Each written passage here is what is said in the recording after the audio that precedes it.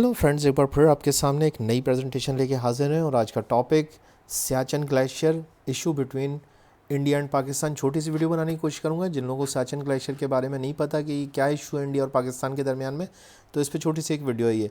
इससे पहले मैं कश्मीर इशू के ऊपर भी बना चुका हूँ, ये भी पाकिस्तान के दरमियान में एक इशू है। और इसके अलावा आइंदा चंद रोज़ के अंदर जो है मेरा एक वीडियो जो है वो सर क्रीक के इशू पे भी आ जाएगा। तो पाकिस्तान के दरमियान जो है, पाकिस्तान और इंडिया के दरमियान तीन इशूज़ हैं।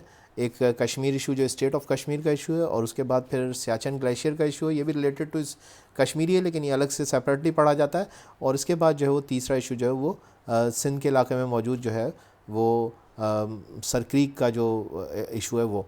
तो ये तीनों के तीनों आपको मेरे यूट्यूब चैनल के ऊपर पढ़ मिल जाएंगे। इसके अलावा अगर आप ऑनलाइन क्लासेस को ज्वाइन करना चाहते हैं तो स्क्रीन के ऊपर इस वक्त आपको ऊपर एक नंबर नज़र आ रहा है व्हाट्सएप का, तो इसके ऊपर आप जो है वो मुझसे रब्ता कर सकते हैं। और CSS PCS की तैयारी के सिलसिले में या जो है वो जनरल गवर्नमेंट जॉब्स की तैयारी के लिए आप इस व्हाट्सएप नंबर पे मुझसे रब्ता कर सकते हैं। मैं हूँ Mohammad Naufal Safan, blog Susan Naufal academy. अगर आपको मेरा वीडियो पसंद आ रहा है तो प्लीज़ लाइक और सब्सक्राइब और शेयर ज़रूर कर दीजिएगा। चलते हैं टॉपिक की तरफ। सियाचिन ग्लेशियर आप इसके स्क्रीन के ऊपर देख भी सकते हैं कि कश्मीर के रियासत के अंदर ही है, लेकिन ये बेसिकली गिलगित बल्तिस्तान का जो इलाका है उसके अंदर ये सिचुएट करता है। इसके अलावा इंडिया, चाइना और ये टेरिटरी आपको नज़र आ रही है पाकिस्तान की, जो पाकिस्तान के ज़ेरे इंतज़ाम है।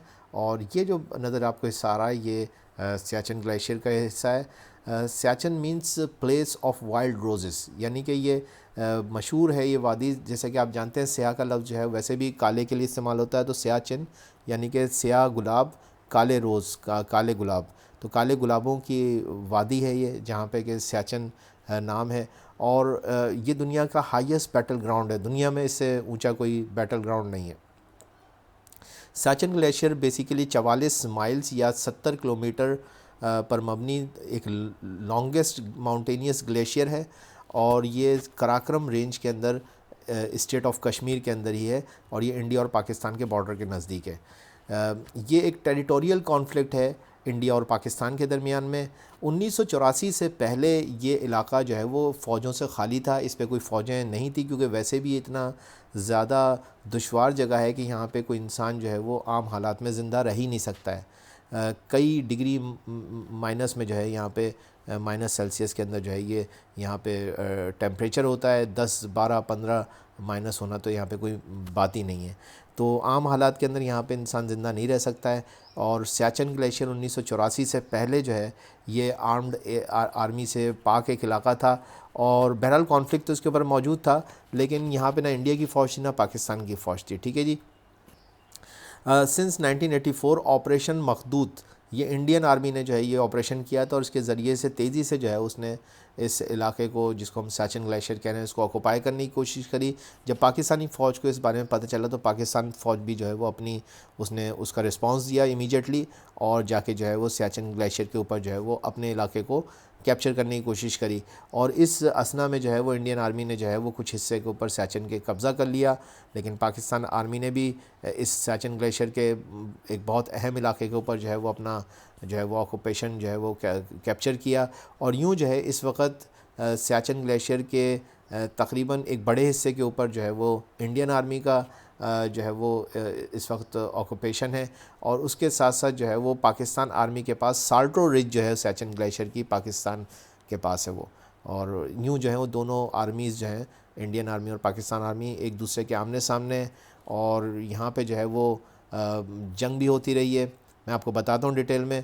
Since 2003 there is a cease fire between both countries, और 2003 के बाद से सीज़ फायर हो गई है। अब दोनों कंट्रीज़ जो हैं वो जहाँ पे हैं जैसी हैं उस जगह पे वो अपनी फ़ौजें रोके हुए हैं, और अब जंग नहीं हो रही है। वरना इससे पहले जो है वो आए दिन जो है वो छोटी मोटी झड़पें होती थी। जिसको मैं जंग कह रहा हूँ वो छोटी मोटी झड़पें होती रही हैं। कोई फुल फ्लैज बैटल यहाँ पे नहीं हुई है, लेकिन झड़पें होती रही हैं। तो अब जो है वो दोनों पोजीशंस ली हुई हैं दोनों आर्मी की, इंडियन आर्मी और पाकिस्तान आर्मी ने। और यूँ जो है इस वक्त करंट स्टेटस सिंस 2003 से यही है।